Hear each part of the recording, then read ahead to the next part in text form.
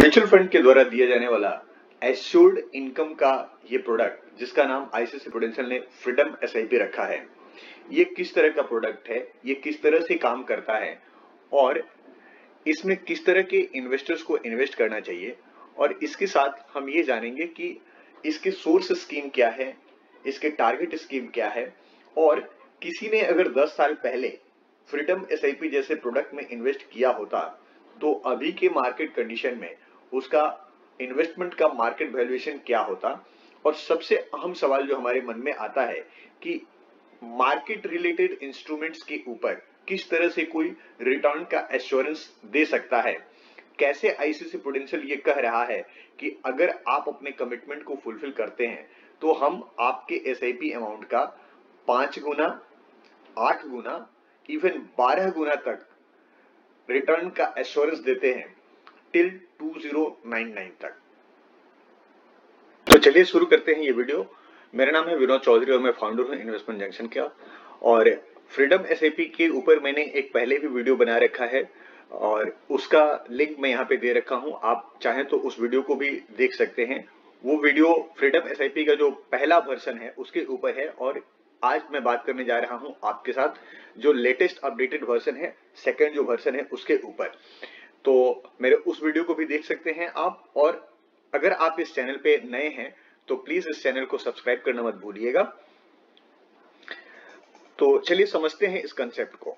सबसे पहला चीज कि कोई भी इन्वेस्टर, जब हम लोग इन्वेस्टमेंट करते हैं तो हमारा इन्वेस्टमेंट का ऑब्जेक्टिव होता है इन्वेस्टमेंट से हमें हैप्पीनेस पाना। और हमें खुशी कब मिलती है? जब हम वो काम करें जिसकी हमें चाहत होती है, जो हमें अच्छा लगता है। और हम में से ज्यादातर लोगों को जो है वो अलग अलग जगहों पे जाना अच्छा लगता है। अगर दुनिया एक किताब है तो इस किताब के अलग अलग पेज को पलटना, उसे देखना, उसे एक्सप्लोर करना, उसे एक्सपीरियंस करना हमारी हॉबी होती है। या इसके अलावे किसी की कुछ ऐसी हॉबी हो सकती है कि कुछ एडवेंचर करना हो या कुछ अच्छा करना, जो अच्छा लगता है वो काम करना उनका पैशन हो सकता है। तो हम अपने पैशन को अगर जी पाते हैं, हम अपने मर्जी से ट्रेवल कर पाते हैं या फिर हम जब चाहें तब रिटायर कर सकते हैं। और इसके बाद अगर हम अपनी मर्जी से अपनी जिंदगी को जी सकते हैं तो हम कहेंगे कि हम फाइनेंशियल फ्रीडम को अचीव कर सकते हैं। तो मोटे तौर पर अगर हम ये कहें कि फाइनेंशियल फ्रीडम क्या है तो हम ये कह सकते हैं कि जब हम वो काम कर पाते हैं जो हमें अच्छा लगता है और वो काम हम जितना खुशी उतना देर तक कर सकते हैं, या फिर हम ऐसे लोगों के साथ में जी पाते हैं जिनके साथ में हम जीना चाहते हैं, तो हम कहेंगे कि हमने फाइनेंशियल फ्रीडम को अचीव कर लिया। तो हैप्पीनेस का मतलब होता है फ्रीडम और फ्रीडम का मतलब होता है हम अपनी चाहत के अनुसार जी पाए। तो पैसा एक ऐसा चीज है जो हमें वो डिविडेंड दे सकता है, इन्वेस्टमेंट हमें वो डिविडेंड दे सकता है टाइम का, कि हम अपनी मर्जी से अपने टाइम को यूटिलाइज कर पाते हैं।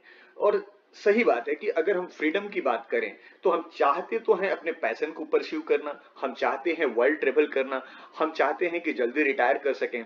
लेकिन जब ये पूछा जाता है कि आप ये सारी बातें कर क्यों नहीं पाते हैं, तो सवाल ये आता है, जवाब ये आता है हमारे मन में कि हमारे पास टाइम नहीं है कि हम अपने पैशन को परस्यू कर सकें, हमारे पास टाइम नहीं है कि वर्ल्ड ट्रेवल कर सकें। क्यों? क्योंकि हम टाइम को दे रहे हैं पैसा कमाने के लिए, और जब पैसा आता है तो हमारे पास टाइम नहीं रह जाता है। तो ये जरूरी है कि हमारे पास टाइम भी हो और हमारे पास पैसा भी हो। यहाँ पे वॉरेन बफेट का कहना है कि अगर आप कुछ ऐसा नहीं करते कि पैसा आपके लिए काम करे जब आप सो रहे हो, तो जीवन भर आपको काम करना पड़ेगा पैसे के लिए। जब तक आप मरे नहीं तब तक आपको पैसे के लिए काम करना पड़ सकता है। तो जाहिर सी बात है हमको कुछ ऐसा करना होगा जो कि हमारा इन्वेस्टमेंट हमारे लिए रिटर्न जनरेट करे और हम चैन की नींद सो सकें और हम अपने मर्जी से जिंदगी को जी सकें, तो हम सही मायने में फ्रीडम अचीव कर सकते हैं। अब बात आती है कि ऐसा कैसे संभव है। इस प्रोडक्ट को समझने के लिए हम लाइफ के दो स्टेज को समझते हैं। एक ऐसा स्टेज जब हम काम कर रहे होते हैं, इसको हम लोग ग्रोइंग एक्टिव इनकम फेज कह सकते हैं। और दूसरा एक फेज जो जब हम रिटायर कर जाते हैं और हमारा जो एक्सपेंसेस है वो हमारे पैसिव इनकम के ऊपर डिपेंडेंट हो जाता है, तो इसे हम कह सकते हैं पैसिव इनकम फेज या फिर इनएक्टिव फेज। तो इसमें फ्रीडम एसआईपी का क्या रोल होता है? जब आप एक्टिव इनकम ग्रुप में होते हैं, जब आप अर्न कर रहे होते हैं, चाहे वो बिजनेस इनकम हो या फिर सैलरी इनकम हो या फिर प्रोफेशनल इनकम हो, तो आप पैसे को सेव करते हैं, इन्वेस्ट करते हैं एसआईपी में, और उसके बाद से आप उस पैसे को विड्रॉ करते हैं। इसको समझने से पहले हम पहले इस चीज को समझते हैं कि ये कोई स्कीम नहीं है। जैसे लार्ज कैप, मिड कैप और स्मॉल कैप स्कीम होता है, उस तरह का ये स्कीम नहीं है। ये एक्चुअल में जो दो इन्वेस्टमेंट की स्ट्रेटजी होती है, एक एसआईपी की स्ट्रेटजी और दूसरा एसडब्ल्यूपी। एसआईपी जैसा कि आप में से ज्यादातर लोग जानते होंगे, सिस्टमेटिक इन्वेस्टमेंट प्लान, और एसडब्ल्यूपी मतलब सिस्टमेटिक विड्रॉल प्लान। तो इसमें क्या होता है कि फर्स्ट फेज जो आपका एक्यूमुलेशन वाला फेज है या फिर जो ग्रोइंग एक्टिव फेज है, उस दौरान आप एसआईपी करते हैं, और जब आप रिटायरमेंट का डिसीजन लेते हैं उसके बाद से आप एसडब्ल्यूपी के थ्रू यहां से पैसा आप वापस लेते हैं।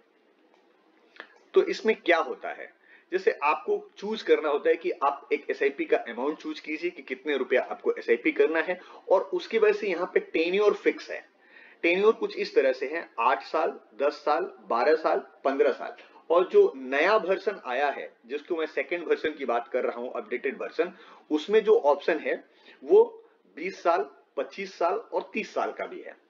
अब इसके बाद जो स्टेज होता है उसमें आपको सोर्स स्कीम चूज करना होता है। सोर्स स्कीम में यहां पे आप large cap, mid cap, small cap, diversified equity fund, focus fund या फिर इवन हाइब्रिड फंड आप चूज कर सकते हैं। और टारगेट स्कीम में कुछ सिलेक्टेड स्कीम्स है, वो टारगेट स्कीम्स में आते हैं।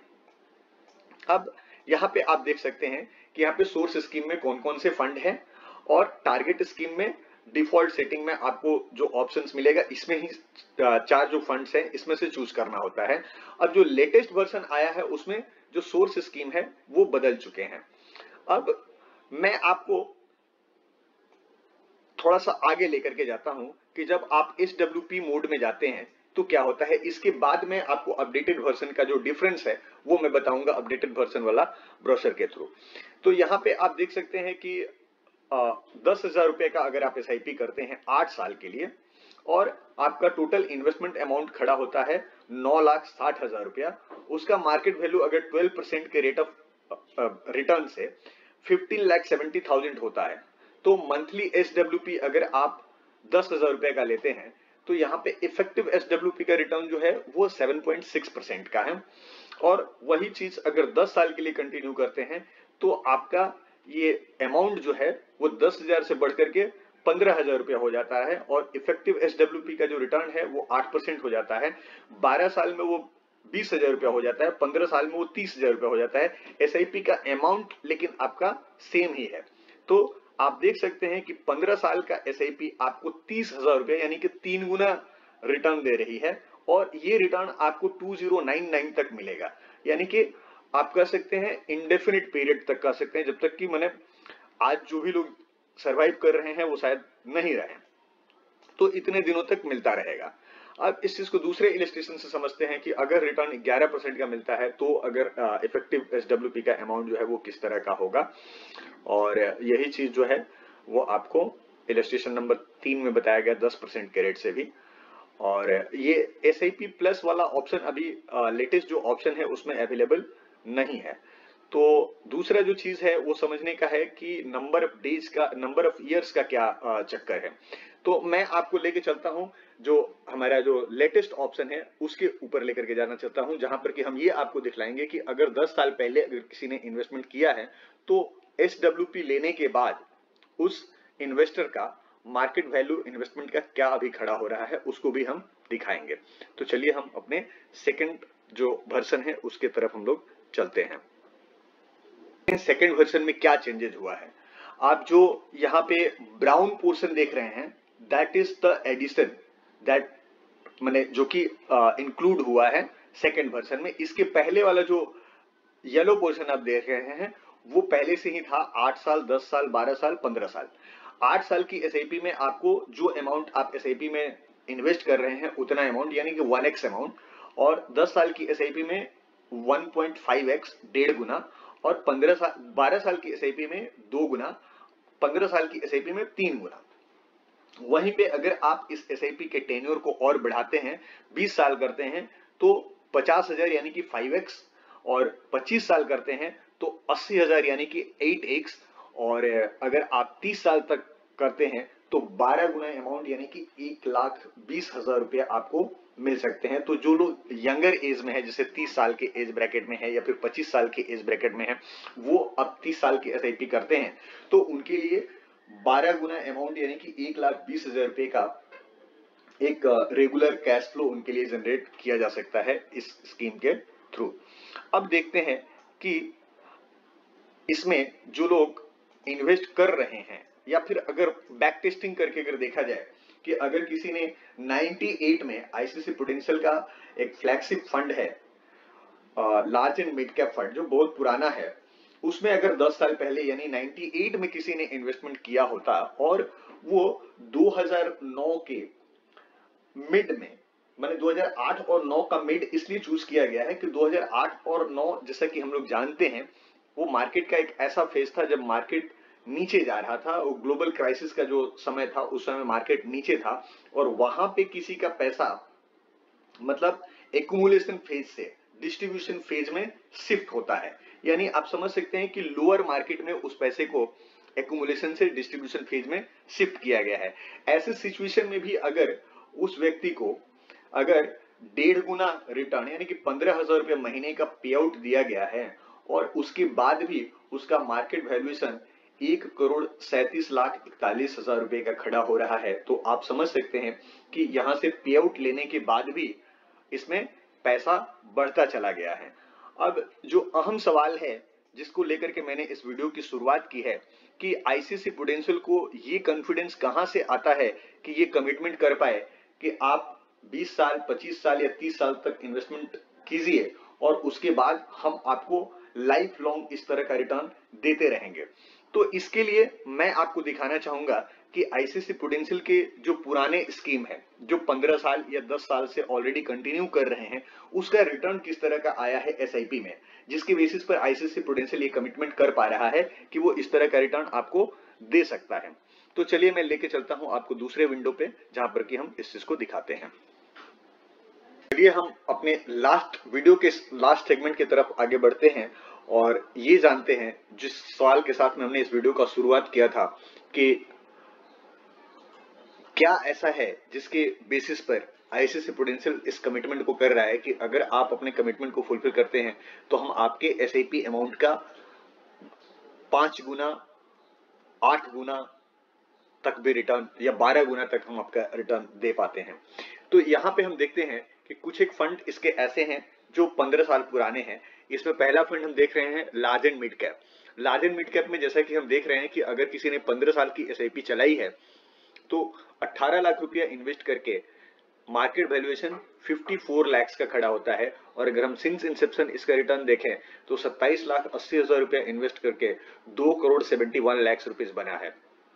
इसी तरह से इसका जो ब्लू चिप फंड है, ये हालांकि 15 साल पुराना फंड नहीं है, लेकिन इसका 10 साल का परफॉर्मेंस भी अगर हम देखते हैं तो 12 लाख रुपया इन्वेस्ट करके 27 लाख रुपया हुआ है। और अगर हम यहाँ पे मल्टी कैप की बात करें तो ये मल्टी कैप में 15 साल का परफॉर्मेंस आपको देखने को मिल सकता है कि मल्टी कैप में किसी ने इन्वेस्टमेंट 18 लाख रुपया किया है तो ये 58 लाख है। जैसे कि लार्ज एंड मिड कैप में आपने देखा 57 लाख, वही मल्टी कैप में 58 लाख बना है। और अगर हम मिड कैप की बात करें तो इसका 15 साल में 67 लाख बना है। और वहीं पे अगर हम इंफ्रास्ट्रक्चर फंड ऐसा है जो सेक्टोरल फंड है, ये आपके सोर्स फंड में नहीं आ सकता है।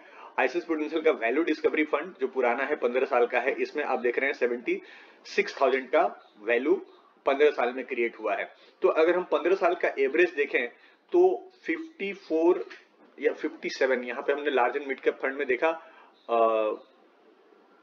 लार्ज एंड मिड कैप में हमने देखा 54 लाख का, और यहाँ पे हमने वैल्यू डिस्कवरी फंड में देखा कि 15 साल में 76 लाख का रिटर्न बना है। तो इसी तरह से और भी कई फंड है जिसमें कि रिटर्न आपको इसी तरह के मिल रहे हैं 15 साल में। तो इससे हमें समझ में आता है कि अगर 15 साल में हमारा पैसा 58 लाख रुपीज होता है और उसको हम बैलेंस एडवांटेज जैसा फंड में इन्वेस्टमेंट करके भी रखते हैं, आपको बैलेंस एडवांटेज फंड का एवरेज रिटर्न 9% का बनता है, तो पे आउट लेने के बाद भी हमारा पैसा बढ़ता रहेगा। जैसा कि मैंने आपको दिखलाया कि बैलेंस एडवांटेज फंड में अगर हम लोअर मार्केट में भी इन्वेस्टमेंट किए हैं तो वहां से 15,000 रुपए का पे आउट लेने के बाद भी कॉर्पस बढ़ता रहा है और वो बढ़ करके 1 करोड़ से ज्यादा का कॉर्पस खड़ा है। तो इस तरह से हम ये कह सकते हैं कि आईसीआईसीआई प्रूडेंशियल को यहां से कॉन्फिडेंस मिलता है कि वो कह सकता है कि आप अगर अपने कमिटमेंट को फुलफिल करते हैं तो हम अपने कमिटमेंट पे खरा उतर सकते हैं। तो इस तरह से हम इस वीडियो को यहीं पे कंक्लूड करते हैं और आपका कोई भी सवाल हो तो आप हमारे डिस्क्रिप्शन में दिए हुए लिंक पे कांटेक्ट कर सकते हैं या फिर हमें कमेंट कर सकते हैं, हम आपके सवालों का जवाब दे सकते हैं। Thanks for watching this video. Channel को लाइक सब्सक्राइब करना मत भूलिएगा, इस वीडियो को लाइक करना मत भूलिएगा। Thank you.